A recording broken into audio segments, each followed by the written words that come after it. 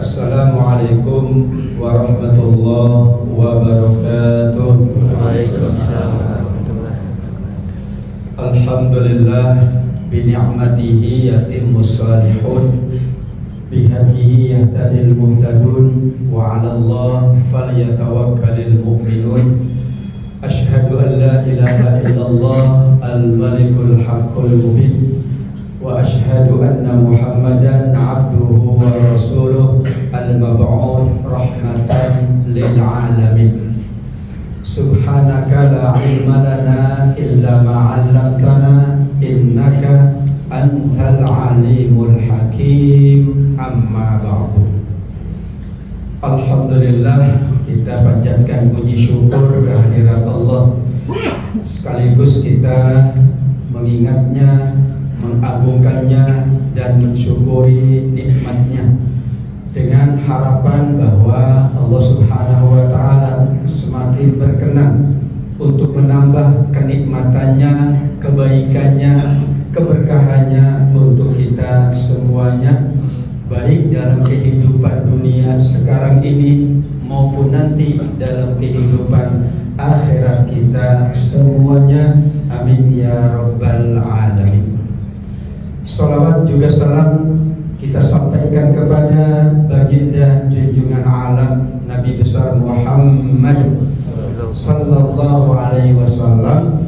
Semua yang kita jalankan insyaallah dalam rangka mengikuti dan mengamalkan semua tuntunan Nabi, sebagaimana Allah jamin bahwa beliaulah Nabi Muhammad sebagai uswatun hasanah.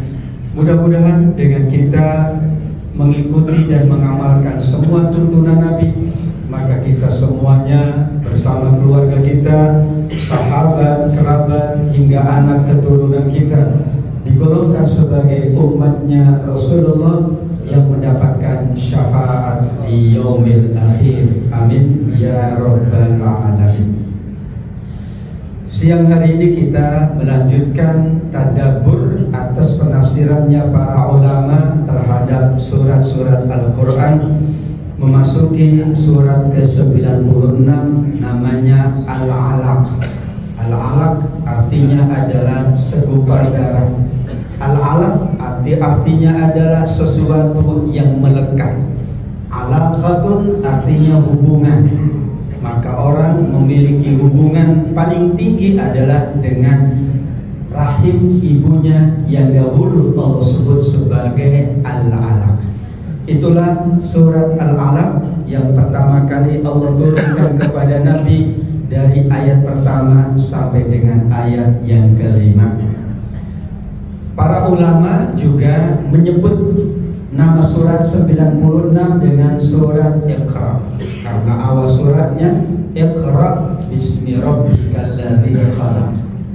Ada dua pandangan tentang penamaan surat. Ada yang memahami penamaan surat itu wahyu dari Allah. Kalau Allah menyebut Al-Alaq, berarti nama suratnya Al-Alaq. Kalau Allah menyebut Al-Fatihah, nama suratnya Al-Fatihah. Namun sebagian ulama memahami penamaan surat itu adalah bukan hanya wahyu, tetapi dibolehkan adanya ijtihad. Alasannya, penamaan surat tidak hanya karena kita membaca hadis atau riwayat namanya surat A, surat B, tetapi berdasarkan isinya pun. Sebagai contoh kata Imam As-Suyuti, surat Al-Fatihah itu namanya banyak sekali. Kalau berdasarkan wahyu hanya ada satu nama. Tapi surat Al-Fatihah disebut Ummul Quran, disebut As-Sab'ul Ma'ani, disebut juga dengan Ar-Raqiyah, Al-Wafiyah, Asy-Syafiyah, menunjukkan bahwa dibolehkan pula menamakan surat berdasarkan isi kandungan yang ada di dalam surat tersebut. Atau karena awal surat itu menunjukkan kekhususan, maka Nabi pula pernah menyebut nama surat itu dengan awal ayat. Misalnya kata Nabi SAW, ada surat namanya surat Amma Yatasa'al. Kita menyebutnya surat An syamsu kuwirat. Ketika sahabat Mu'adz bin Jabal mengimami sholat, panjang bacaan beliau melebihi dari keumuman, kelaziman atau kewajaran atau kesepakatan imam dan makmum, sehingga tentu banyak yang kesulitan mengikutinya. Setelah imam selesai, setelah sholat selesai, Nabi memanggil sahabat Mu'adz, afatanun anta ya Mu'adz, apakah anda mau membuat jemaah ini jadi kebingungan, atau jemaah ini jadi banyak yang ingin segera keluar dari sholatnya karena panjangnya bacaanmu? Tidakkah cukup di antara kata Nabi bacalah surat Idza Syamsu Kuwirat? Berarti dinamakannya dengan Idza Syamsu Kuwirat. Dahulu pengalaman lebih mudah kita menghafal surat-surat Al-Quran kalau disebut awal suratnya. Coba baca surat Qul Huwallahu Ahad, insya Allah kita bisa melanjutkan bacaan Qul Huwallahu Ahad. Namun kalau disebutnya Al-Ikhlas, kita mencari-cari Al-Ikhlas itu surat yang keberapa, Al-Ikhlas itu awal suratnya apa. Itulah kenapa Nabi saat mengajarkan para sahabatnya, beliau menyebut awal surat tersebut amma yatasaalun, kemudian idza samaa'un fatarat, idza syamsu kuwirat, dan di sini suratnya dinamakan pula dengan Iqra. Surat Iqra atau surat Al-Alaq, surat yang pertama kali diturunkan kepada Rasul di awal kenabian, meskipun susunannya berada di urutan ke-96. Berarti ada dua ilmu. Ada ilmu turunnya Al-Quran, nuzulul Quran kepada Nabi, tapi ada ilmu tartib al-mushaf, penyusunan ayat-ayat Quran di dalam mushaf. Turun lebih awal dari penyusunan, maka turun kepada Nabi 1 sampai 5 surat Al-Alaq, tapi disusunnya lengkap dari ayat pertama sampai ayat terakhir dan berada di urutan 96. Al-Fatihah penyusunannya di awal surat-surat Al-Quran atau di awal Al-Quran, sedangkan An-Nas disusun di akhir Al-Quran. Padahal An-Nas bukan surat terakhir yang diturunkan oleh Allah, Al-Fatihah bukan surat pertama yang diturunkan oleh Allah. Sehingga ilmunya memang ada dua, ilmu turunnya Al-Quran, nuzulul Quran kepada baginda Nabi. Kedua, ilmu tartib al-mushaf, penyusunannya. Awal suratnya adalah perintah membaca. Kenapa? Wallahu a'lam. Allah Subhanahu wa taala menyebut nabi kita dengan an-nabi al-ummi. Kemudian Allah juga menyebut di surat Al-Jumu'ah misalnya bahwa nabi ini diutus kepada umat yang ummiyah. Walladzi ba'atsa fil ummiyin, dialah Allah yang mengutus engkau di masyarakat yang ummi. Para ulama memahami ummi itu karakteristiknya enggak bisa baca, tidak bisa menulis, ditambah dengan tidak bisa menghitung. Maka Allah perintahkan pertama kali adalah Iqra, membaca.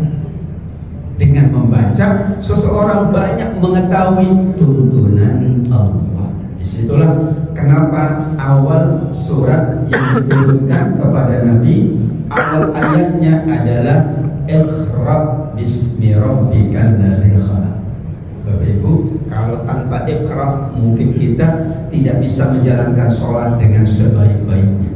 Tanpa Iqra kita tidak bisa menjalankan tugas kita dengan sebaik-baiknya, karena tidak membaca, karena tidak mau mendapatkan tambahan ilmu dari Allah Subhanahu wa taala.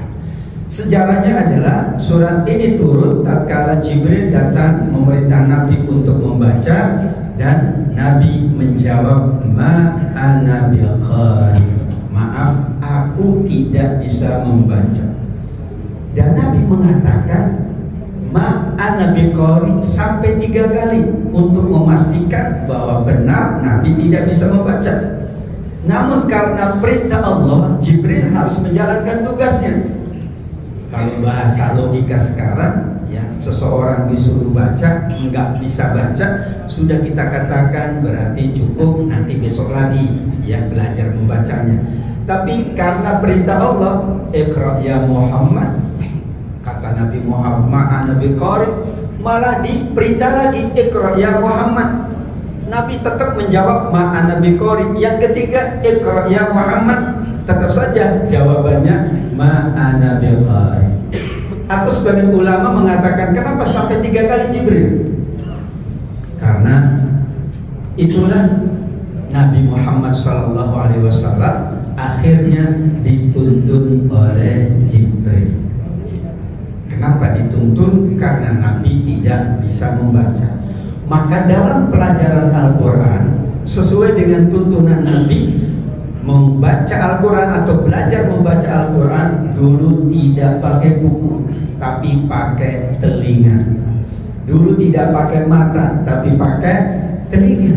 Karena membaca Al-Quran dengan mendengar itu betul-betul akan melekat pada hati seseorang. Tradisi kita dulu belajar Quran kan, guru membacakan, kita mendengarkan, kemudian kita mengikuti. Karena dulu belum ada alat tulis menulis atau alat baca.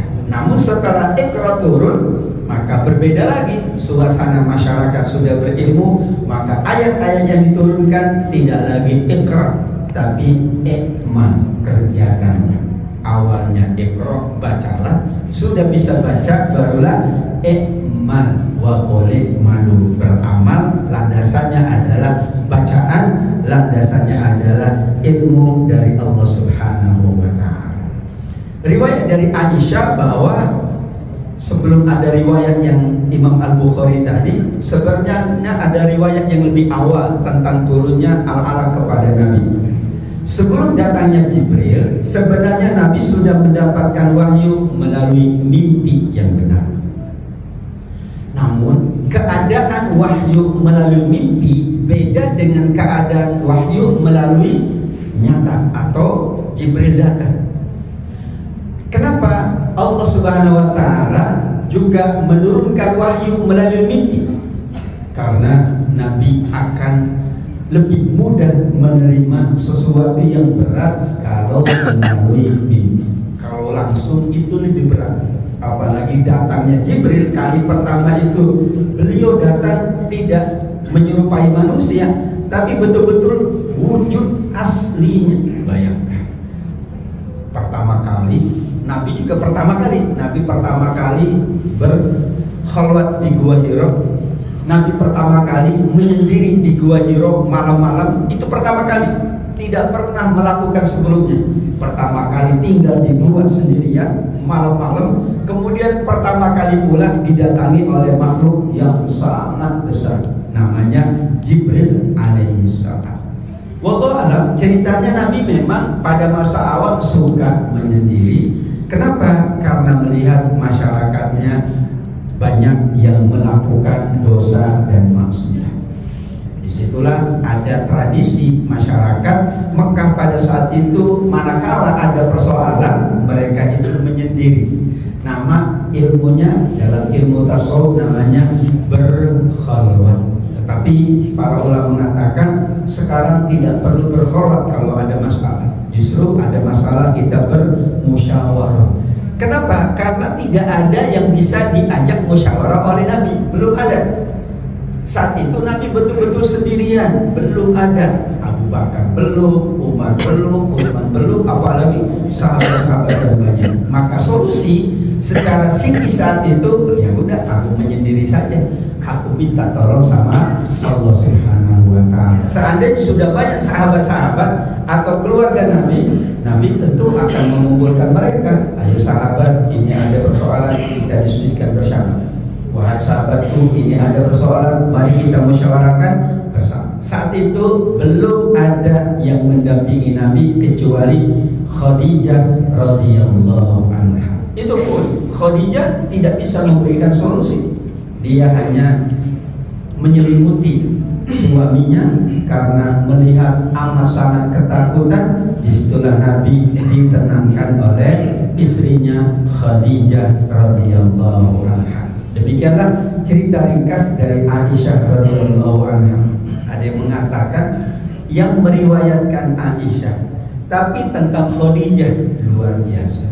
Karena seringkali ya tentu sulit untuk mengatakan sesuatu dari seorang istri dengan atau tentang istrinya yang lain. Tapi menunjukkan sebagai ulama mengatakan Aisyah tidak ada masalah dengan Khadijah. Khadijah pun tidak ada masalah dengan yang lain. Itulah keharmonian keluarga baginda Nabi Muhammad sallallahu alaihi wasallam. Jadi yang menceritakan Khadijah Aisyah, yang menceritakan Aisyah Hafsah, yang menceritakan Ummu Salamah Aisyah radhiyallahu anhum ajma'in.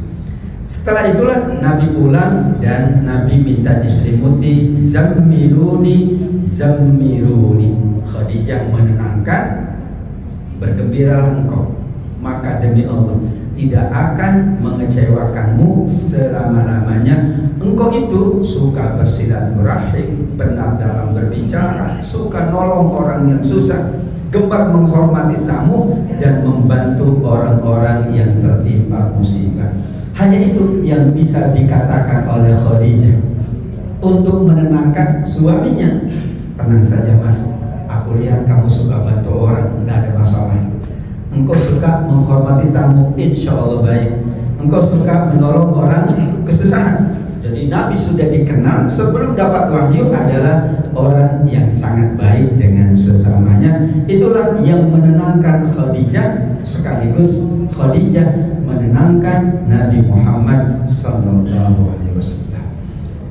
Iqra bismi rabbikal ladzi khalaq. Bacalah dengan menyebut nama Tuhanmu yang mencipta. Dia mencipta manusia dari segumpal darah, al-alaq. Kemudian perintah yang kedua, bacalah dengan Tuhanmu yang maha pemurah. Di antara maha pemurah Allah mengajar manusia melalui perantara Al-Qalam. Apa yang diajarkan oleh Allah, semua yang tidak diketahui oleh manusia, maka tidak ada dikotomi ilmu. Semua ilmu itu pasti datang dari Allah.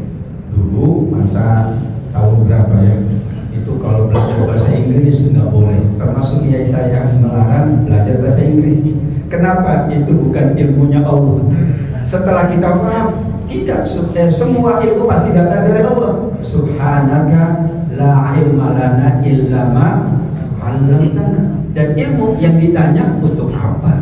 Ya, ilmu apa nggak pernah, nggak akan ditanya oleh Allah. Kamu dapat ilmu apa? Nggak bakal ditanya. Yang ditanya ilmu itu untuk apa?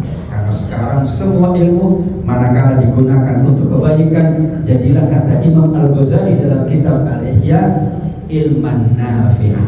Ilman nafi'ah itu ilmu yang bermanfaat manakala dapat diamalkan. Dan sekarang semua ilmu amat sangat mudah diamalkan, karena itu dibutuhkan oleh seluruh umat manusia. Hanya satu perintah di awal wahyu yang ditujukan untuk Nabi yang ummi, yaitu membaca, tetapi bukan sekedar membaca. Membacanya nawaitu dan tujuannya adalah bismi rabbik. Disitulah yang membedakan. Kalau sekedar membaca mungkin Allah banyak perintahkan, tetapi dengan nama Allah, nawaitu dan tujuan itu yang membedakan. Kemudian yang dibaca adalah sifat-sifat Allah. Salah satu sifat Allah yang bisa kita baca adalah mencipta. Maka ilmuwan, maka para pakar menjadi ahli itu karena membaca ciptaan Allah. Ada ahli nyamuk, berarti membaca ciptaan Allah yang bernama nyamuk. Ada ahli pohon, berarti dia membaca ciptaan Allah yang bernama pohon. Bahkan ada ahli psikologi, berarti dia membaca sifat manusia. Jadilah ilmu psikologi.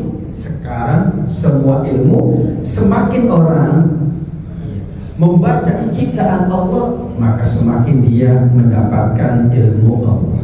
Kemudian sifat Allah yang maha pemurah, yaitu Al-Akram. Allah mengajarkan manusia melalui perantara pena, mengajarkan semua apa yang tidak diketahuinya.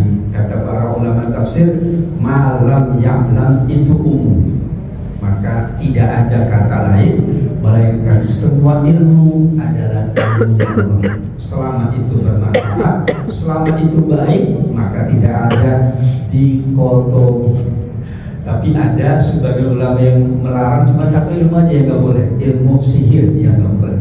Tetapi dulu pun penting ilmu tersebut, karena dalam rangka dulu Nabi Sulaiman hanya Allah tidak memberikan ilmu sihir, tapi mukjizat yang dapat mengalahkan sihir. Berarti semua ilmu apapun namanya dibolehkan kita untuk membaca, mempelajari, dan mengamalkannya. Untuk itulah objek perintah membaca tidak disebutkan. Kenapa? Ada 3 kemungkinan. Yang pertama, ketika Jibril datang kepada Nabi, tentu tidak ada bahan bacaan. Belum ada bahan bacaan yang dimiliki oleh Nabi atau yang pernah dibaca oleh Nabi. Belum ada. Belum ada bahan bacaan. Karena sudah otomatis maksudnya adalah baca Al-Quran, karena Jibril datang membawa Al-Quran. Atau menunjukkan bahwa yang dibaca oleh Nabi nanti berikutnya adalah bisa ayat Qur'aniyah, Al-Quran, atau bisa ayat kauniyah selain dari ayat Quran. Saya setuju dengan pembagian ini. Ayat Qur'aniyah, ayat kauniyah. Bahkan lebih banyak ayat kauniyah daripada ayat Qur'aniyah. Tadi membaca ciptaan Allah. Bapak Ibu yang ahli di bidang listrik, karena membaca ciptaan Allah. Ciptaan Allah dalam bentuk matahari, air, dan sebagainya. Banyak sekali sarana-sarana untuk mendapatkan ilmu. Yang ketiga adalah membaca itu sarana mendapatkan ilmu, maka perintahnya Allah umumkan, tidak khususkan, supaya sarana mendapatkan ilmu juga semakin luas. Dalam ungkapan Abdul Wahid bin Zaid, seorang tabi'in, mengatakan, man amila bima alima fatahallahu lahu ma la ya'lam. Orang yang mengamalkan ilmu yang sudah dipelajari, Allah akan membuka ilmu yang sebelumnya tidak ada. Kita kagum karyanya para ulama, misalnya tafsir Al-Quran. Imam Tabari 301 Hijriah. Beliau itu mengarang jumlah jilidnya 20 jilid, satu jilid sekitar 200 halaman. Tidak ada rujukannya. Rujukannya Quran dan hadis saja. Pada di dalamnya ada buah pikir beliau. Ternyata dikatakan oleh murid-muridnya, karena beliau mengamalkan ilmunya, maka Allah tambahkan ilmunya terus. Selama kita mengamalkan ilmu, Allah akan tambah. Sebagai contoh Bapak Ibu, kalau kita diminta menyampaikan sesuatu secara on the spot, secara spontan, itu kan kita kadang-kadang kelabakan. Tapi bismillahirrahmanirrahim, Allah kasih ilmu. Oh, ini yang aku akan sampaikan. Kadang-kadang secara isyarat Allah sudah menyampaikan ilmunya kepada kita. Yakin saja, orang tua kita tidak pernah belajar parenting, tapi bisa menjadikan kita seperti sekarang ini. Orang sekarang mengerti parenting, tapi hasilnya belum, karena belum. Jadi kan sekarang kita hasilnya. Hasil siapa? Didikan orang tua, guru-guru yang dulu tidak belajar ilmu pedagogi, enggak belajar ilmu parenting, enggak, ilmu psikologi tidak. Tapi saya sangat yakin, menurut kiai saya sangat yakin mereka itu dapat ilmu atas amal ibadah. Jadi Al-Baqarah 242, wattaqullah wa yu'allimukumullah. Bertakwalah kalian kepada Allah, nanti Allah yang akan mengajarkan ilmu kepada kalian. Itu contoh yang sangat nyata. Para ilmuwan, para ulama dahulu mengkarya banyak buku, dan ternyata rujukannya hanya Al-Quran dan hadis Nabi Muhammad Sallallahu Alaihi Wasallam. Pembahasan kedua adalah tentang sifat-sifat manusia. Kalau kita baca tentang sifat-sifat manusia, maka paling banyak Al-Quran menyebutkan sifat-sifat yang tercela tentang manusia. Jarang Al-Quran menyebut sifat manusia yang baik-baik, enggak. Lebih banyak yang tidak bagus. Innal insana khuliqa halu'a.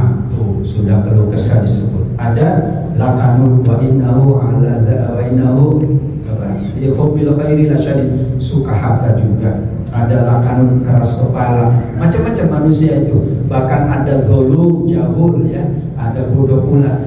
Sifat-sifat manusia yang banyak disebutkan oleh Al-Quran, lebih banyak sifat-sifat yang tidak terpuji.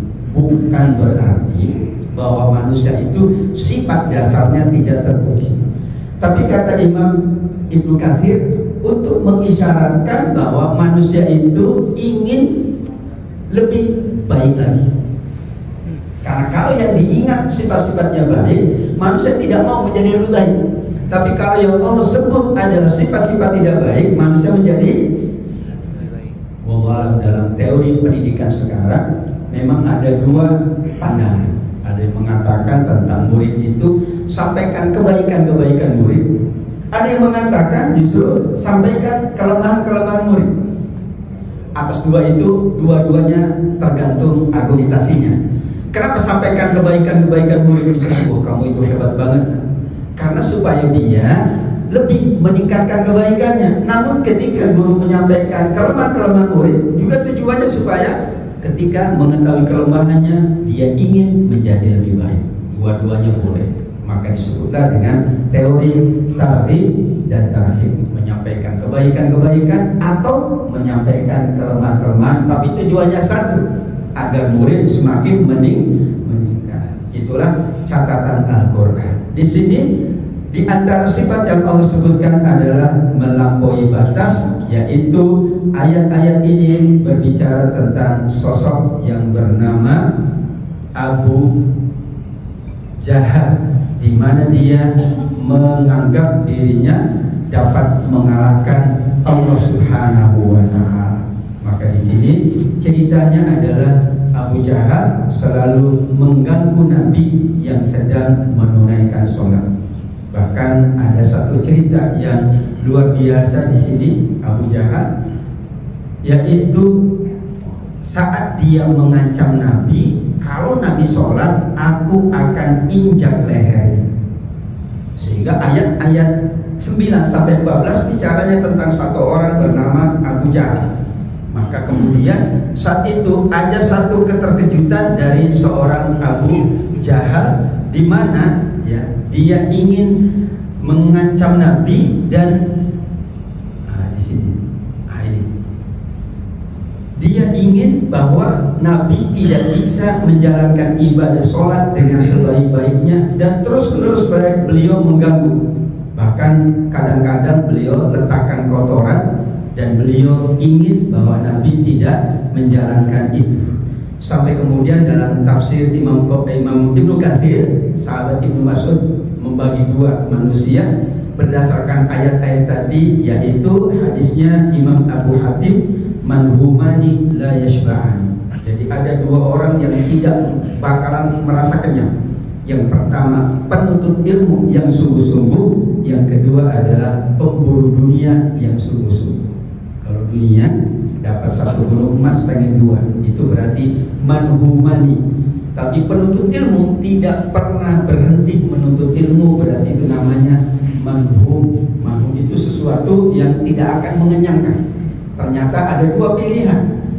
Orang yang menuntut ilmu, jika betul-betul dia menuntut ilmu, nggak akan pernah kenyang. Pengen lebih tinggi, pengen lebih tahu, pengen lebih mengamalkan, pengen lebih faham. Demikian juga pemburu dunia yang disampaikan oleh sahabat Ibnu Mas'ud radhiyallahu anhu. Ayat 9-14 menggambarkan sikap Abu Jahal kepada Nabi. Ara'aital ladzi yanha 'abdan idza shalla. Bahasanya bahasa Iqra. Bagaimana pendapatmu kalau ada orang yang melarang sholat? Jadi kan bahasa Iqra, yaitu bahasa berpikir. Allah tidak mengatakan sebagaimana kepada Abu Lahab, tabbat yada Abu Lahab, celaka sungguh Abu Lahab. Tapi tentang Abu Jahal, Allah minta kita berpikir atau melakukan ikrar. Aro'aika, coba kamu berpikir, coba pendapatmu apa kalau ada orang yang melarang orang lain salat. Kalau Abu Lahab langsung itu tabbat yada Abi Lahab, langsung celaka kedua tangan Abu Lahab. Alasannya adalah Abu Lahab ini ya lebih buruk dari Abu Jahal. Maka namanya aja kalau Jahal itu hanya bodoh, tapi kalau Lahab apinya menyala-nyala.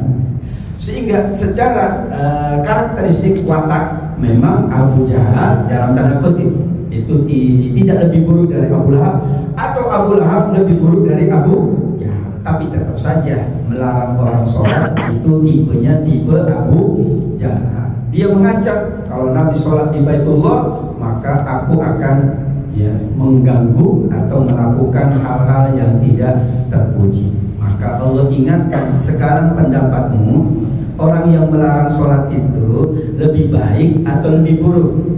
Jangan-jangan yang melarang sholat lebih buruk daripada yang sholat. Justru yang sholat itu yang mendapatkan petunjuk Allah Subhanahu wa Ta'ala. Kemudian yang sholat itu dia menyuruh orang bertakwa.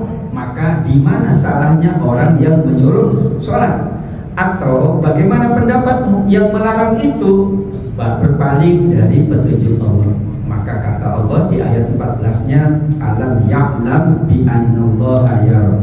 Ancamannya di ayat 14 untuk Abu Jahal, tidakkah dia mengetahui bahwa Allah melihat segala perbuatannya? Masya Allah, cukup ungkapannya cuma alam ya'lam bi annallaha yara.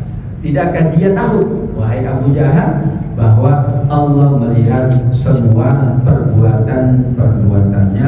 Maka Allah ingatkan ada ancaman yang berat setelahnya, yaitu Allah siapkan malaikat yang bernama Zabaniyah. Kalau Abu Jahal memanggil golongannya, falyad'una dia, silakan. Kami, kata Allah, sanad'uz Zabaniyah, akan kami panggil malaikat Zabaniyah. Masya Allah. Malaikat Zabaniyah itu malaikat yang bertugas menyiksa manusia di dalam kehidupan akhirat kelak. Kenapa Allah siapkan malaikat Zabaniyah? Padahal Allah Maha Kuasa. Kalau Allah yang langsung menghukum Abu Jahal. Inilah bahasa Al-Quran. Masya Allah, kita kagum dengan bahasa Al-Quran. Allah Maha segala-galanya, tapi selalu Allah menyebut itu kami. Inna nahnu nazzalna dzikra, sungguh kami menurunkan Al-Quran. Padahal Allah yang menurunkan Al-Quran, tapi Allah melibatkan malaikat. Maka Allah sebut kami, karena Al-Quran diturunkan pertama kali kepada malaikat, baru malaikat kepada Nabi. Demikian juga segala yang ada ini. Allah Maha Kuasa menurunkan rezeki, tapi ada malaikat yang tugasnya menurunkan rezeki. Itulah inna kami. Allah Maha Kuasa menurunkan hujan, tapi ternyata ada malaikat yang tugasnya. Allah Maha Kuasa mematikan manusia, tapi Allah perintahkan malaikat untuk mencabut nyawa manusia. Salah satunya adalah malaikat Zabaniyah akan menarik ubun-ubunnya Abu Jahal. Mungkin kalau bahasa sekarang, aku cuma lawan malaikat Zabaniyah, aku tidak langsung lawan Allah. Bagi mereka mungkin mengatakan lebih ringan malaikat Zabaniyah. Sekuat apapun malaikat Zabaniyah, pasti tidak lebih kuat daripada Allah Subhanahu wa Ta'ala. Tapi bahasa lain, kenapa Allah menyebut atau memanggil malaikat Zabaniyah? Karena sesungguhnya agar mereka yang membaca ayat ini atau yang mendengar ayat ini mulai mengingat ada malaikat-malaikat Allah yang akan menjalankan semua perintah-perintah Allah Subhanahu wa Ta'ala. Inilah riwayat dari Imam Al-Bukhari dari sahabat Ibnu Abbas, sungguh jika aku melihat Muhammad sedang sholat di depan Ka'bah atau dekat Ka'bah, aku akan injak lehernya. Ancaman itu sampai kepada Nabi, dan Nabi kemudian bersabda, sesungguhnya jika dia melakukan niatnya, benar-benar malaikatlah yang akan menghukumnya. Bahkan saking terkejutnya di dalam riwayat Imam At-Tabari, ya, itu Abu Jahal sudah datang ke tempatnya Nabi lagi sholat, kemudian dia hendak menginjak lehernya, tapi tiba-tiba dia mundur ke belakang dan melindungi wajahnya dengan tangannya. Ketika teman-temannya nanya, kenapa kamu malah tidak jadi menginjak leher Muhammad? Kata beliau, Sungguh antara aku dan dia ada parit api dan pemandangan yang sangat menakutkan serta banyak sayap. Berarti malaikat-malaikat berada di sekitar Nabi Muhammad SAW sampai Abu Jahal tidak jadi menginjak leher, kemudian dia mundur ke belakang. Dan Abu Hurairah melanjutkan, Rasulullah SAW kemudian bersabda, kata beliau, seandainya dia mendekat kepadaku, niscaya malaikat akan mencabik-cabik tubuhnya satu demi satu. Masya Allah, itulah sanadau az-zabaniyah. Ungkapan di dalam tafsir Al-Tabari menunjukkan bahwa tidak mudah bagi Abu Jahal. Berarti Abu Jahal tidak jadi melakukan hal yang buruk. Kalau Abu Lahab sudah melakukan hal yang buruk kepada Nabi Muhammad SAW. Karena itulah yang terjadi, Abu Jahal hendak menginjak Nabi yang sedang sujud, maka perintah terakhirnya adalah sujudlah kepada Allah. Yaitu sujud itu adalah ibadah yang sangat agung, dan sujud hanya untuk Allah. Maka Allah perintahkan nabinya di ayat terakhir surat Al-Alaq, wasjud waqtarib, sujud dan mendekatlah kepada Allah, sampai Nabi mengatakan tempat yang paling dekat seorang hamba dengan Tuhannya adalah saat ia sedang sujud. Maka pertanyaanlah doa ketika wallahu ada ruku, ada gerakan dalam sholat, ada bacaan sholat, tapi yang Allah cintai adalah sujud. Karenanya tidak boleh sujud kepada selain Allah, tidak boleh. Bahkan di dalam hadis, seandainya istri boleh sujud, seandainya manusia boleh sujud kepada sesamanya, yang pertama kali Nabi perintah istri sujud sama suami. Tapi tidak jadi, karena tidak boleh. Sujud hanya untuk Allah, karena yang paling dekat kita dengan Allah saat kita sujud, itulah kita perbanyak doa saat sujud. Dan sekian banyak variasi atau jenis sujud. Ada sujud tilawah, cukup dengan sekali sujud saja. Ada sujud yang lain juga, tapi ini adalah sujud tilawah. Ada sujud syukur, ada sujud sahwi, dan ada sujud ihtiram dulu Nabi malaikat sujud kepada Nabi Adam alaihissalam. Karena ini ayat sajdah, maka teknisnya disampaikan oleh Imam Ibnu Katsir, sujud tilawah cukup sekali sujud, sama dengan sujud ketika kita sholat. Tidak disyariatkan menurut pendapat yang kuat untuk takbiratul ihram, juga tidak ada salam setelahnya. Disyariatkan bertakbir ketika hendak sujud, Allahu Akbar, langsung sujud, dan bangkit dari sujud, Allahu Akbar kembali. Nabi biasa mengangkat kedua tangannya ketika takbir. Beliau bertakbir ketika sujud dan ketika bangkit dari sujud. Tidak disyariatkan dalam keadaan suci, karena sujud tilawah bukan sholat. Namun sujud tilawah adalah ibadah yang berdiri sendiri. Misalnya di tengah perjalanan kita tidak ada wudhu, sedangkan kita mendengar ayat saja, boleh sujud tilawah. Di antara bacaan sujud tilawah adalah sajada wajhiya lilladzi khalaqahu wa sawwarahu wa syaqqa sam'ahu wa basarahu tabarakallahu ahsanul khaliqin. Wajahku bersujud kepada penciptanya yang membentuknya, yang membentuk pendengarannya, penglihatannya. Maha suci Allah, sebaik-baik pencipta sepanjang masa. Itulah catatan dari akhir surat Al-Alaq, yaitu ayat 19 tentang sujud tilawah. Ada yang mengatakan berarti dari awal sudah ada sujud tilawah, karena pertama kali sebelum ada sholat, sebelum ada zakat, sebelum ada ibadah lain, cuma ada baca Quran. Berarti baca Quran itu utama sekali. Kan sholat belum ada, puasa belum ada, zakat belum ada, haji apalagi. Tapi sudah ada perintah baca Quran, dan diakhiri dengan sujud tilawah. Berarti sudah ada sujud, tapi bukan sujud sholat, yaitu sujud manakala membaca atau mendengar ayat-ayat sujud tilawah di dalam ayat-ayat Al-Quran Al-Karim. Sadaqallahul azim, maha benar Allah yang maha agung. Demikian jamaah sekalian yang dimuliakan Allah, jazakumullah khair. Terima kasih atas kebersamaan dalam majlis yang mulia ini. Mudah-mudahan semakin menambah keberkahan kita, keberkahan tempat tugas kita, juga masjid yang kita cintai ini semakin makmur dan semakin menjadi pundi-pundi pahala kita kelak di yaumil akhir. Amin ya rabbal alamin. Kita tutup dengan doa penutup majelis. Subhanallahumma wa bihamdika asyhadu an la ilaha illa anta astaghfiruka wa atubu